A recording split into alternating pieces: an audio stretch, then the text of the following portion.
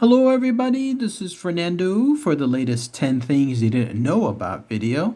I haven't done one of these in a while, mainly because it takes a little bit more time and effort and resources in order to do so, but they do get some good views and good comments, so I thought I would go ahead and mix another one of these in here as a nice treat for all you fans out there.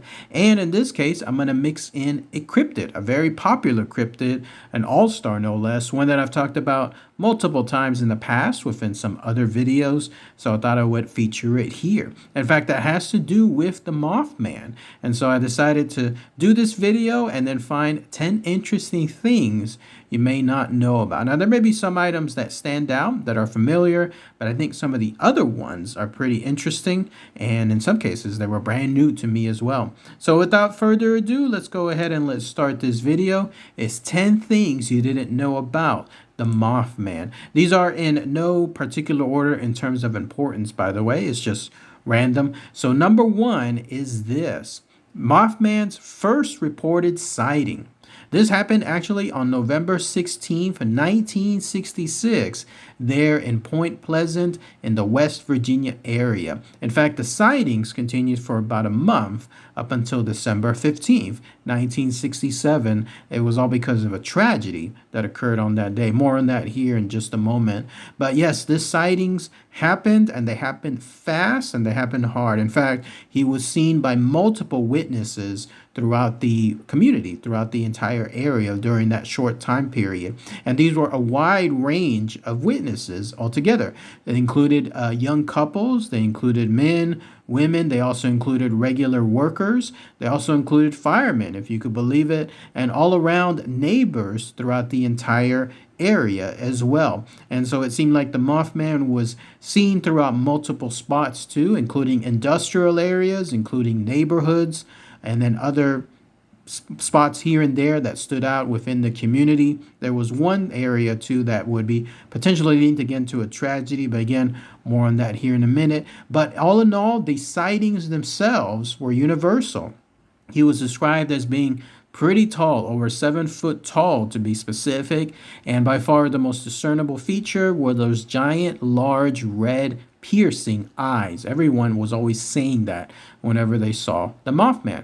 Otherwise, the other discernible feature was these very large set of wings that could easily span more than 6 feet in length. And Mothman overall had a very muscular stature, even though he was covered with a lot of, I guess, what you could call fur. People could discern that there was a lot of muscles underneath it. And with those eyes, another universal trait was this: people that would look into those eyes stated one of two things. Either they would become hypnotized / memorized or mesmerized from those sightings, or they would fear for their lives, almost as if they were in danger. So interesting stuff.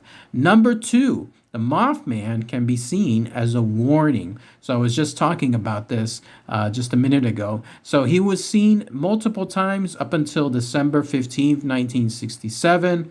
That's when the tragedy of the Silver Bridge collapse occurred. This happened right around that time. There was a bridge there that had been existing for over 40 years, and all it took was just 20 seconds. Can you believe that? 20 seconds, less than half a minute, for the entire bridge to collapse. The Mothman was apparently seen in and around that area as well, up until that very single day. And so people in turn started to see him as a warning, mainly because once the bridge collapsed, he was nowhere to be seen afterwards. So was he truly a warning, some kind of alert to the community about what was about to happen? Some people say yes. Others say that it's just a coincidence because, again, with the bridge being over 40 years old, there was apparently a fatal flaw within its building. There was something involving a point, something in there where over those decades, corrosion and fatigue eventually caused that point to break. And then once it happened, again, it only took about 20 seconds for the entire bridge to collapse. This was a big tragedy because it took down 32 vehicles with it, and overall 46 people ended up passing away, all within those single moments. But again, it's tied to the Mothman potentially trying to serve a warning for it. Number 3 is this. There is a Mothman that is known as the Chicago Mothman. Can you believe that? Apparently, it's true. This is more recent as well. These recent sightings started in 2011, so just a little over 12 years from now.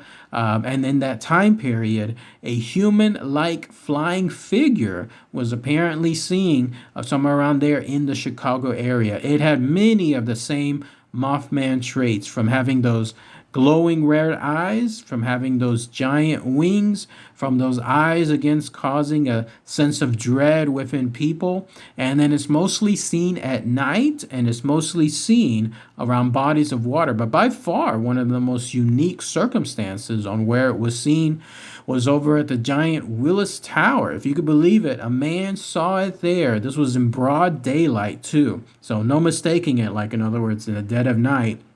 In broad daylight, they saw it perched there on the building. I don't know if it was on, let's say, a corner area or if it was on a statue, who knows.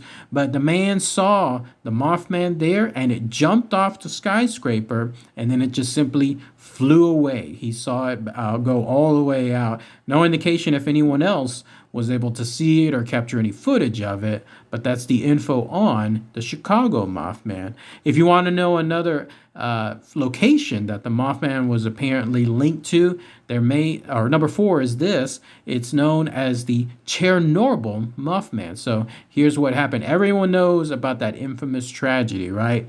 With regards to what happened, the explosion, the radiation, the unfortunate tragedies associated with the deaths that are still linked to it, sometimes even to this very day as well. Well, what you didn't know, and I didn't know this either, apparently workers around that plant stated that they saw a similar looking Mothman creature around it. I don't know if they saw it flying around or if they saw it walking around, I guess as best as it could walk, but they saw it enough that they nicknamed it the Black Bird of Chernobyl. And once again, it had those very large red pierced eyes, and then it had those expansive wings as well. What makes this particular set of sightings, though, very limited is the fact that it's a location that involved high security, like obviously it was a plant. So in this case, the area there around Chernobyl, you just couldn't have too many witnesses, like too many people in the community and so on that would see it. And of course, what happened afterwards with the unfortunate explosion,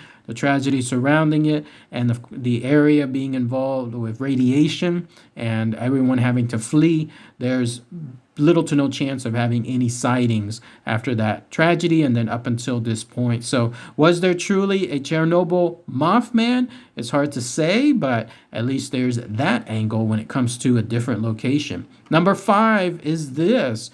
The Mothman may actually be a real-life animal, and here's what I mean. Apparently, it's linked to the sandhill crane, which you're looking at a picture of here. These are birds that also have very large wingspans. In fact, they can go up to 6 feet in length, and on top of that, it has a neck that can either stretch out or almost bundle up. Either way, though, it makes it look larger sometimes than what it truly is. And when it's seen from below, like in other words, if you're looking upwards, especially at night, and then the way the neck is moving about or the way the neck is positioned, it provides an unusual looking shape, which again could distinguish it with or have it linked with the Mothman itself. So this sighting of sorts involving this infamous cryptid in some cases could actually be a real life sighting, but it just happens to be a real life animal, the sandhill crane. Number 6 is this. There was a petition to have the Mothman replace Confederate statues. That's right, you heard that right. Apparently this started in West Virginia through a change.org petition. The petition stated exactly as follows. The Confederate statue should not represent our country. The Robert E. Lee statue is already being removed. Why not fill that space with a statue of Mothman? Mothman is the first urban legend to denounce racism and oppression. Mothman is the perfect candidate to replace Robert E. Lee and any other Confederate statues. If you could believe it, this petition took off. Out of a goal of 25,000 signatures, it reached 21,000. So it was almost there, almost, just not quite. What is unknown, though, is what would have happened if that goal would have been met. Would there actually have been more statues removed and replaced with the Mothman itself? It's hard to say. I kind of doubt it, but it's interesting to see at least how far that particular petition went. Number 7 is this: Mothman is big business. So the Mothman has become so popular that, especially there in Point Pleasant, it has brought in multiple tourists over the past decades. Probably tens of thousands of people have gone there, and that's probably a low estimate, to see the location and to try to hear more history associated with the Mothman. And dead center within that area, there's a famous Mothman statue, a 12-foot tall statue that remains one of the hallmarks within that location. There's also a Mothman museum and a Mothman store that cater to selling history and then trinkets to all of these masses.